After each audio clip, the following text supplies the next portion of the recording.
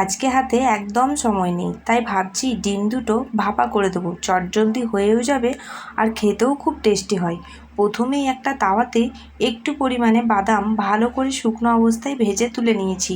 তারপর ওই একই তাওয়াতে কিছুটা সাদা তিল একটু ভাজা করে ওটাও তুলে নিয়েছি। যখন একটা সুন্দর গন্ধ বেরোবে তখন ওগুলো নামিয়ে নিতে হবে। তারপর বাদামগুলো ছাল ছাড়িয়ে একটা শিরের মধ্যে তিল, বাদাম আর দুটো লঙ্কা ভালো করে পেস্ট করে দিয়েছি।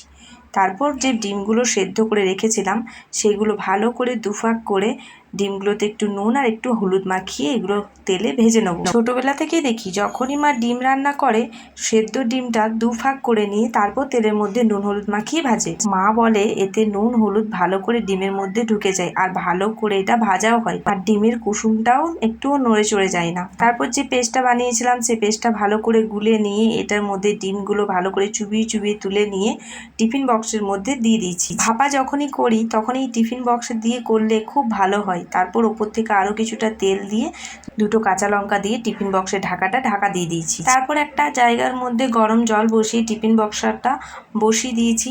এটা 15 মিনিট থেকে 20 মিনিট ফোটালেই খুব সুন্দর একটা গন্ধ বেরোবে। যখন টিফিন বক্সের ঢাকাটা খুলবে গরম ভাতের সঙ্গে খুব টেস্টি হয় আর খুব চটজলদিও এই রেসিপিটা হয়ে যায়। রেসিপিটা কেমন লাগলো অবশ্যই জানাবে, ভালো লাগলে একটা লাইক করে দেবে। আর যদি আমার চ্যানেলের আরও ভিডিও দেখতে চাও নতুনত্ব, তাহলে এই চ্যানেলটাকে সাবস্ক্রাইব করে পাশে থাকবে। ধন্যবাদ।